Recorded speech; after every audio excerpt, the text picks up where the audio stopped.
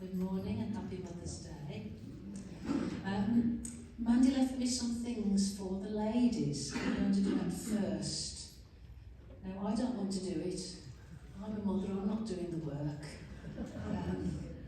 Could you come, Scott and TJ, could you? And Lily, if she's allowed. Every mum, if perhaps one of you carries it and the other if you help. So every lady can have, you take it around, every lady that you can see, a little bit of cream and a tea bag.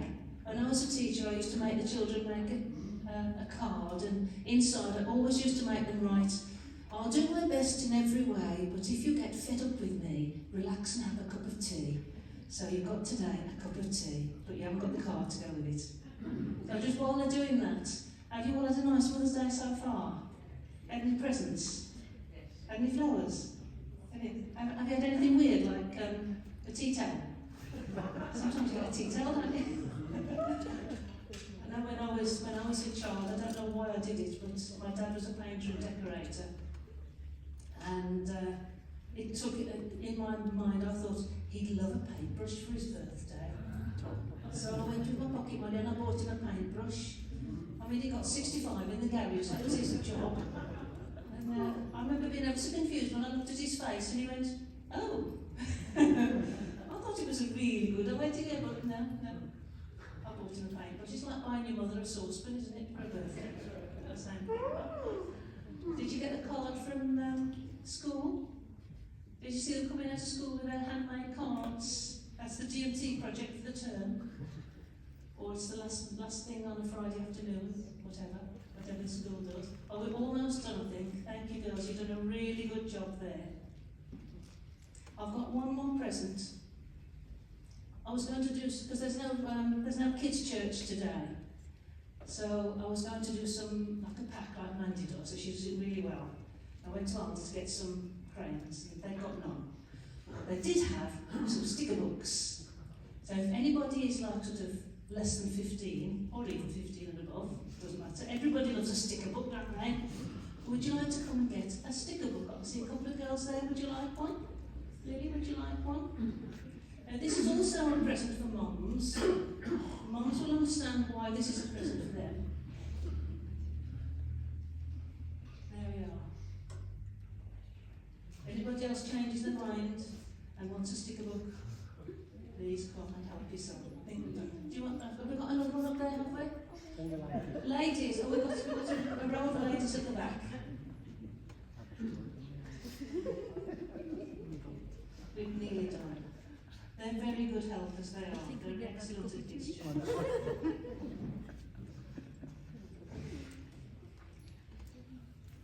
Right. Have you all got your presents? Almost all. Right, I'll start then. So Mother's Day. I did look it up to make sure, because I thought that Mother's Day was something to do with children going home, and it is. I did look it up. When children were sent out to big houses, and they went home to their mother church and met their families on Mother's Day. And I'm sure it was always very exciting for the mothers. When the children, the older children, would come back from their work, knock on the door, Mum would go in. Thank you, girls, just pop it on there. If you want to stick a book, you're welcome to have one. The older children would come back home, knock on the door, and Mother would rush to the door to be enveloped in a great big hug and a big bag of washing put in her hand.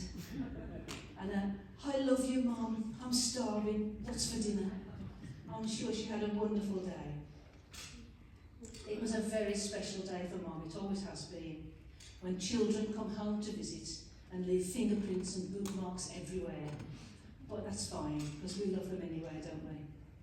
Have you ever wondered why you love your children? Have you ever thought about that? Have you ever looked at them and thought, I love them, I don't know why? What use are they? What good do they do us? They cost us a fortune, they keep us up at night, they give us grey hairs worrying about them. Have you ever heard that statement, neither use nor ornament? That would describe a child.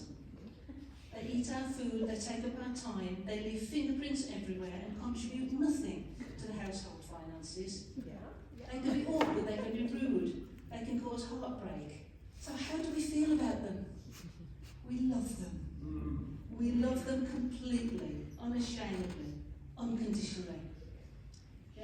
asked me, hurt you or your child? I'd say me, instantly. I'm sure you would too. Without thought, without regret. Hurt me, leave them alone. There's no hesitation. I remember when I was young, my mum, if ever I was ill, my mum used to say with a sigh, if only I could have it instead of you. And she really meant it. If she could have had it instead of me, to spare me any hurt, she would have done. It's a funny thing, isn't it, love? But where would we be without it? How would we care for each other without it?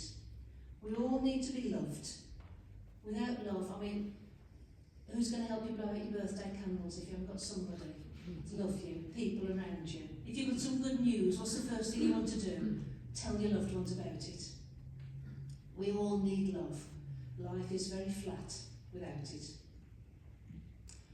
Now we're in church this morning, so I want to ask you, do you feel loved? First one. Do you feel loved? Because I hope you've got people around you who love you. But in church we talk about a God who loves you. We say it quite often, God loves you. It's fairly common, isn't it? Do you know what it means? Have you ever thought about it? Is it just something to put on a sticker? A bit of an advertisement? Something to shout? An advertisement? God loves you. But what is it really? Is it hearts and flowers? How do you know that God loves you? And I thought, well, if God loves us, how would he let us know? And I can only think of two ways that he would let us know that he loves us. First, he would tell us, and then he'd show us. If you love anybody else, I can't think of any other way of doing it. You tell someone you love them, or you show them. And has God done either of those? Well, yes, he has. He's done both. Firstly, in the Bible, which is how he communicates with us mostly, he's told us that he loves us very much. So now we're going to see what he says. Just a few little samples of what God said about how he loves us.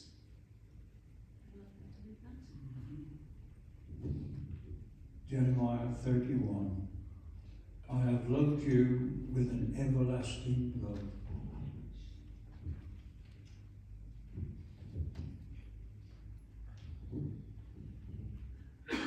Psalm 100.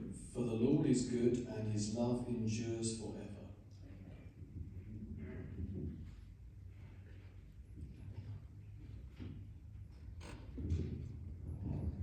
Zephaniah 3.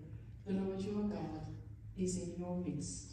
He will rejoice over you with gladness. He will quiet you with his love.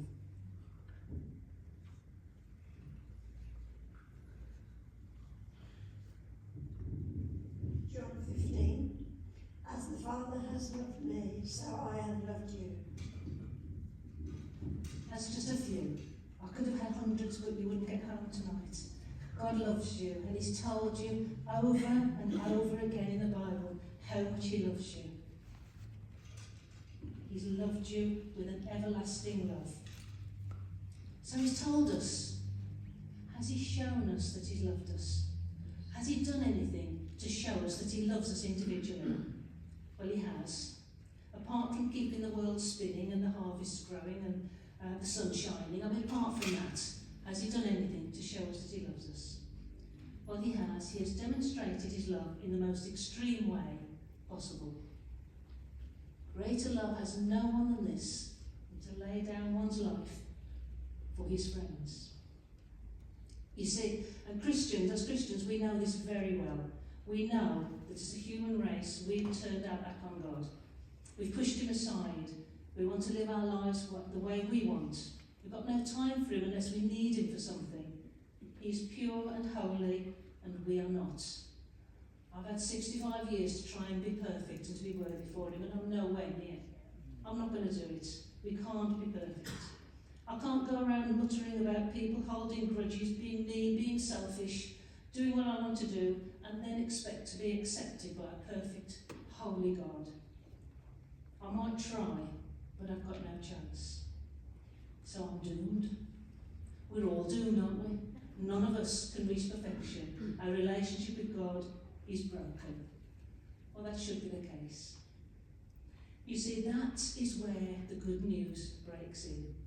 That is where God loves you interrupts that chain of thought. You see, although we're not able to reach God, he's reached down to us when Jesus left heaven to live here for us. For God so loved the world that he gave his only begotten Son, that whoever believes in him should not perish, but have everlasting life. And just to be clear, Jesus is the second person of the Trinity. He is God. So it wasn't God sending his child, it was God sending himself. It was God who came to earth. The perfect, immortal, all-powerful God reached out to us and stood in our place and died instead of us. That is the extent of his love. God loves you. The second person of the Trinity died for you and me because he loves us. This is what Christianity is. The almighty, omnipotent God paid the price for all of our wrongdoings. God hasn't just told us he loved us, he's acted on us. Now, just to illustrate just how much he's done when he came to earth, there's a part of the story of Jesus' time on earth that I just want to think about for a moment or two. And that is the time when we're coming up to Easter. I want to think about the Garden of Gethsemane for a minute. Do you remember that one? We read that the night before he was arrested, Jesus went to a garden in the dark with his disciples. He left them resting under a tree, and he went away a little distance to pray. And while he prayed alone, he was in agony. Matthew 26 says that Jesus said, "My soul is exceedingly sorrowful, even to death." Luke 23 says, being in agony, he prayed more earnestly, and his sweat became like great drops of blood falling to the ground. In Hebrews 5, we see Jesus offered up prayers and supplications with loud cries and tears. He didn't just pray, he screamed, he cried, he sweat drops of blood. A few hours later, after that time, he would need a miracle to escape from the Romans. He was arrested, chained, imprisoned, nailed to a tree. There was no escape. But here, in the quiet of the garden, while the disciples were asleep, and there were no guards around, the soldiers hadn't found him yet, it was private. And it would have been the easiest thing in the world, as he walked away to pray, to just keep walking and to disappear into the dark. Escape at this point was open to him. There was no one to stop him. He was alone, but he stayed. Why would he stay? He knew that it cost him his life. It's because God loves you. Jonathan Edwards, an 18th century minister, wrote a whole sermon on this. It's called Christ's Agony, and you can Google it if you're interested. And he likens Christ's agony in the Garden of Gethsemane to Nebuchadnezzar's furnace. Do you remember that story in the Old Testament with Shadrach, Meshach and Abednego? And the furnace was made 7 times hotter, and they were going to be thrown into it if they didn't bow down. Remember that one? Well, Jonathan Edwards uses this story of the furnace to illustrate how much Jesus suffered. And this is a little bit of what he said.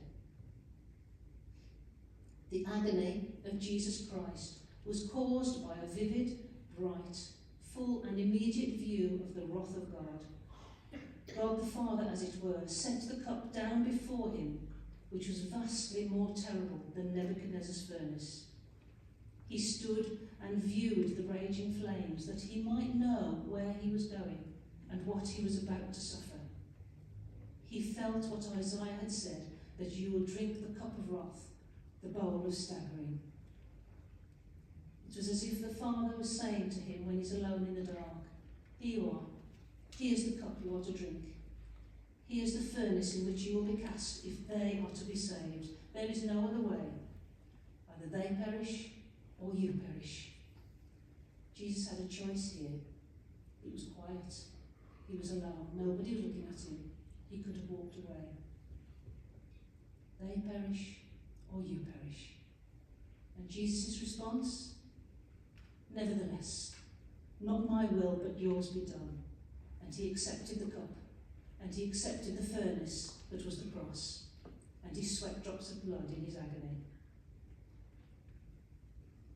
We go back to them. Meanwhile, the disciples slept on, and Jesus continued to love them, and he was crucified for it. This is why he stayed there alone in the dark, and he didn't escape when it was so easy to. You see, the only reason he stayed in that garden is the only thing that kept him there waiting to be arrested is represented by this little group of disciples asleep in the corner of the garden. And we can imagine ourselves sitting by them. If I was there, I think I'd be falling asleep too. It's love for us, and only love for us, that kept him there, sweating blood, waiting for the soldiers to arrive and knowing the enormity of the cost. Okay, with the next one. All the wrong things that. So God loves you, and he continues to love you and me. Jesus saw in the garden exactly what he was going to suffer, but he stayed, and he wasn't rescued at the last minute. He took all the wrong things that we do onto himself, and he was cast into that furnace of God's wrath, and he paid the price we should have paid. Do you see now how strong love is? How far it will go to protect. In the face of such horror and with escape an easy option, he chose to stay and voluntarily faced it. The price of our forgiveness. This is what it really means when we say, God loves you. Everything that we do wrong, all that we do and still do, were put on Jesus when he went to the cross. He gave up heaven to come to earth. He gave everything he had so that we could stand before God blameless. He took what we deserve instead of us. My mum couldn't take away my hurt when she wanted to, but God could, and he did. God loves you. He hasn't just said it repeatedly, he's shown you. Jesus saw exactly what he was letting himself in for when he was at the garden. He knew what was coming, but he still said, nevertheless, not them, me. Don't hurt them, hurt me. Don't punish them. Lay it on me instead. And it was. Isaiah tells us that he was pierced for our transgressions. He was crushed for our iniquities. The punishment that brought us peace was on him, and by his wounds we are healed. This is what we mean when we say, God loves you. God loves you. He's always known how much you cost him. He knows how much mess you make. And he knows exactly how much worry that you cause. But he loves you. And he waits for you to love him back. We might celebrate love with flowers and cards and lovely tokens, and they're important, they're great. But love isn't that. Love is deeper than that. How much do you love your children? What wouldn't you do for them? Love is strong, it's messy, it's unconditional. We'd defend our children with our lives if we could, wouldn't we? As a mother, everything I've got is theirs without question. I love them, but God's love is infinitely stronger than mine. I might love my children, but he loves them so much more. His love caused him to lose everything for you. It is love for you and only love for you that kept him there, alone in the garden, sweating blood and knowing the enormity of the cost. So, how much does God love you? Think how much you love your children and then multiply that. Why does he love you? Why do you love your children? Because they exist. God loves you because you exist. You don't need to earn anything more. He's done it for you. He loves you because you're just there. God's love for you isn't just pretty words. His love is truly stronger than death. On resurrection morning, death was defeated for you. Satan was disarmed and made a public spectacle for your sake. If hell itself could not make him walk away, nothing you can do, no situation you're in can make him give you up. God loves you. Will you love him back? If we remember the song we sang right at the beginning, here is love, vast as the ocean. My love for anybody is like a puddle in comparison with the ocean of God's love. How strong is the ocean? How vast it is. If you're in the middle of the ocean, you can't see any land. It's huge. That is how vast his love is. Loving kindness as the flood. When the Prince of Life, our ransom, shed for us his precious blood. And our response this morning, hopefully, will be this prayer, which is another verse. Let me, all your love accepting, love you ever all my days. Let me seek your kingdom only, and my life be to your praise. You alone will be my glory, nothing in the world I see. You have cleansed and sanctified me. You have loved and set me free. Is that your prayer this morning? Will you love him back? Because God loves you.